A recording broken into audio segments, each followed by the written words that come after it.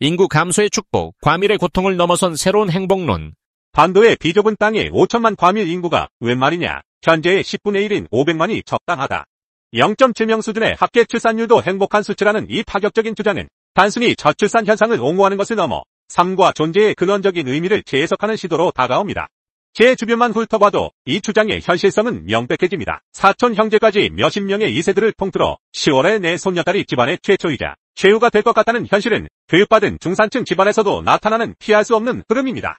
너무 못나도 너무 잘나도 짝짓기 불능인 세상이라는 냉정한 진단은 오늘날의 사회적, 경제적 현실을 날카롭게 꿰뚫고 있습니다.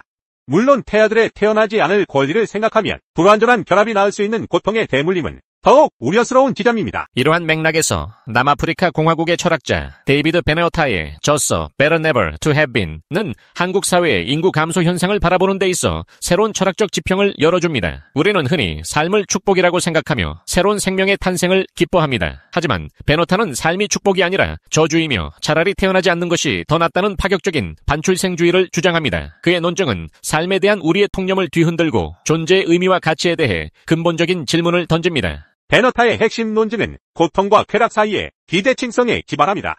그는 고통은 존재해야만 경험할 수 있지만 쾌락은 존재하지 않아도 박탈당하지 않는다고 주장합니다. 즉, 존재하지 않는 존재는 어떤 고통도 겪지 않지만 존재하는 존재는 아무리 많은 쾌락을 누리더라도 고통을 완전히 피할 수는 없다는 것입니다. 이러한 비대칭성은 존재 자체가 불가피한 해악을 수반함을 의미합니다. 베네어타는 이를 다음과 같이 설명합니다. 만약 당신이 존재하지 않았다면 당신은 지금 겪고 있는 고통을 겪지 않았을 것입니다.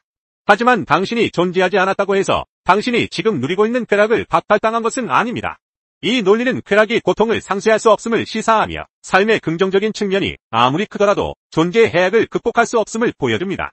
결국 태어나는 행위 자체가 고통을 감수하는 계약에 서명하는 것과 같다는 그의 주장은 현재 한국 사회가 겪는 과밀과 경쟁에 고통 속에서 더욱 설득력을 얻습니다. 물론 삶에는 사랑, 성취감, 자연의 아름다움 등 수많은 긍정적인 경험들이 존재합니다. 하지만 베네어타는 이러한 긍정적인 경험들이 삶의 고통과 불행을 상쇄할 수 없다고 주장합니다. 그는 삶의 고통은 너무나 심각하고 긍정적인 경험은 일시적이며 불확실하다고 말합니다. 우리는 행복한 순간을 기억하고 불행한 순간은 잊으려 하며 긍정적인 경험을 통해 삶의 고통을 극복할 수 있다는 헛된 희망을 품는 경향이 있습니다. 그러나 삶의 고통은 예측 불가능하며 언제든지 우리를 덮칠 수 있습니다. 한국 사회의 과도한 경쟁과 스트레스는 이러한 베네어타의 주장을 더욱 현실적으로 만듭니다. 치열한 입시 경쟁, 살인적인 노동시간, 천정부지로 치솟는 주거 비용, 그리고 끝없는 사회적 비교는 많은 이들에게 삶의 긍정적인 경험을 희미하게 만들고 고통의 무게를 가중시킵니다. 이러한 환경에서 태어나지 않을 권리는 단순한 철학적 개념을 넘어 현실적인 도피처이자 잠재적 고통을 회피하는 윤리적 선택으로까지 비춰질 수 있습니다. 베네어타의 주장에 대한 가장 흔한 반론은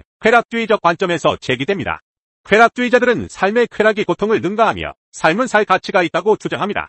하지만 베네어타는 쾌락주의자들이 쾌락의 가치를 과대평가하고 고통의 심각성을 과소평가한다고 비판합니다.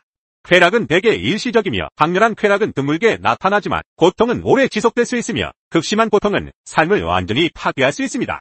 또한 그는 육체적, 정신적, 사회적, 실존적 고통 등 다양한 형태의 고통이 존재하며 이러한 고통은 쾌락으로 상쇄될 수 없다고 지적합니다. 더 나아가 베네어타는 지나치게 낙관적인 태도가 삶의 부정적인 측면을 외면하게 만든다고 비판합니다. 과도한 낙관주의는 삶의 고통과 불행을 인정하지 않고 긍정적인 측면만을 강조하며 이는 삶의 어려움에 대한 현실적인 대처를 방해하고 고통받는 사람들을 외면하게 만듭니다. 한국 사회가 인구 감소를 소멸이라는 극단적인 용어로 표현하며 위기론을 조장하는 것은 이러한 지나친 낙관주의의 반대편에 있는 또 다른 형태의 강박으로 볼 수 있습니다. 인구 감소를 무조건적인 재앙으로 치부하기보다는 그 이면에 숨겨진 사회 구조적 문제와 개인의 삶의 질에 대한 깊은 성찰이 필요합니다. 500만 인구가 가져올 새로운 가능성. 현재의 0.7명대 합계 출산율은 어쩌면 자연스러운 인구 조절 메커니즘이자 우리의 삶이 지나치게 과밀하고 경쟁적이었다는 무의식적인 사회적 합의일지도 모릅니다.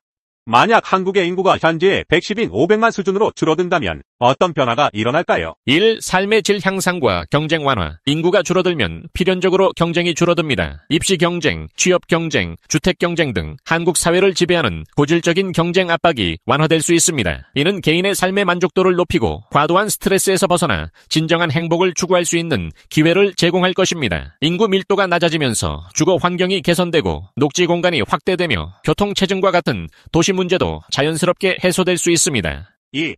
자원의 효율적 활용과 환경 보전. 5천만 인구를 유지하기 위해 필요한 자원 소비량은 막대합니다. 인구가 500만으로 줄어들면 에너지, 식량, 물 등 필수 자원의 소비가 현저히 감소하고 이는 곧 지속 가능한 사회를 만드는 데 기여할 것입니다.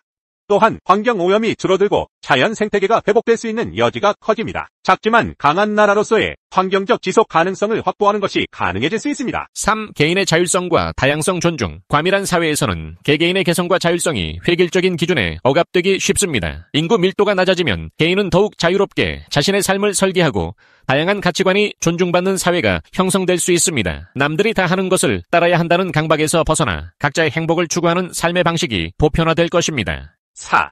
교육 및 의료 시스템의 질적 개선. 현재의 교육 시스템은 인구수에 비례하여 과밀하고 비효율적입니다. 인구 감소는 교사 1인당 학생 수 감소로 이어져 개별 학생에게 더 많은 관심과 맞춤형 교육이 제공될 수 있습니다.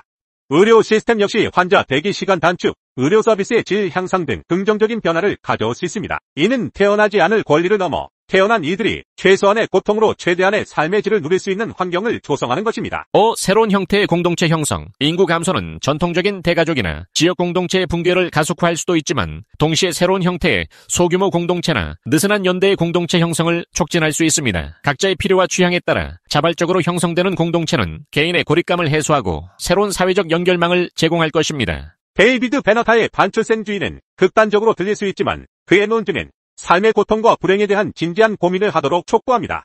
한국의 인구 감소 현상을 단순히 소멸이라는 위기론으로만 접근하는 것은 우리가 마주해야 할 더 깊은 실존적, 윤리적 질문을 회피하는 것과 다름없습니다. 우리는 인구 절벽이라는 단어가 주는 공포에 갇혀 정작 우리 사회가 오랜 기간 겪어왔던 과밀의 고통을 간과하고 있는 것은 아닐까요? 5천만 인구가 이 비좁은 땅에서 무한 경쟁에 내몰리며 개개인의 행복이 희생되어 온 것은 아닌가요? 0.7명이라는 합계 출산율은 단순히 숫자 노름이 아니라 삶의 고통을 감지한 수많은 개인의 무의식적이고도 집단적인 선택의 결과일 수 있습니다. 태어나지 않을 권리는 단순히 철학적 사유를 넘어 현실 사회에서 개인의 삶의 질과 연결되는 중요한 윤리적 개념이 됩니다. 아이를 낳는다는 것이 불가피하게 고통을 수반하는 존재를 만들어내는 것이라면 그 결정은 더욱 신중하고 윤리적이어야 합니다. 인구 감소는 우리에게 모두가 행복하기 위해 얼마나 많은 사람이 필요한가라는 질문을 던지게 합니다. 양적인 증대보다 질적인 삶의 향상에 초점을 맞출 때 우리는 비로소 인구 감소의 미덕을 발견할 수 있을 것입니다. 물론 인구 감소가 가져올 사회적, 경제적 변화에 대한 철저한 준비와 대응은 필수적입니다. 고령화 사회의 재정 문제, 노동력 감소로 인한 생산성 저하, 국방력 약화 등 현실적인 과제들은 반드시 해결해야 할 문제입니다. 하지만 이러한 문제들을 해결하기 위한 접근 방식이 무조건적인 인구 증대가 아니라 질적으로 더 나은 삶을 위한 사회 시스템 재구축이 되어야 한다는 점을 잊어서는 안 됩니다. 데이비드 베너타의 철학과 한국의 저출산 현상을 통해 우리는 삶에 대한 새로운 시각을 얻을 수 있습니다. 삶은 무조건적인 축복이 아니며 존재 자체가 해악을 수반할 수 있다는 인정을 통해 우리는 삶의 고통과 불행을 직시할 용기를 얻습니다. 그리고 이러한 인식을 바탕으로 인구 감소를 단순히 위기가 아닌 더 나은 삶의 질을 위한 전환점으로 바라볼 수 있습니다. 인구가 110로 줄어든 500만 인구의 한국은 과밀 경쟁의 굴레에서 벗어나 개인의 행복과 존엄성이 존중받는 사회가 될 수 있습니다. 이는 더 이상 양적인 성장에만 매달리지 않고 질적인 풍요로움을 추구하는 새로운 문명의 지향점이 될 것입니다. 우리는 삶의 고통과 불행을 외면하지 않고 이를 극복하기 위한 노력을 해야 합니다. 또한 우리는 타인의 고통에 공감하고 연대하며 더 나은 세상을 만들기 위해 노력해야 합니다. 인구 감소는 우리에게 어떻게 더 잘 살 것인가에 대한 근본적인 질문을 던지며 이는 비단 인구 문제에만 국한되지 않습니다. 이는 우리 사회가 나아가야 할 방향, 즉 양적 성장에서 질적 성장으로의 패러다임 전환을 의미합니다. 더 적은 수의 인구가 더 넓은 공간에서 더 적은 경쟁으로 더 큰 자유와 행복을 누리는 사회, 이것이 바로 인구 감소의 진정한 미덕이자 우리가 추구해야 할 미래의 모습일지도 모릅니다.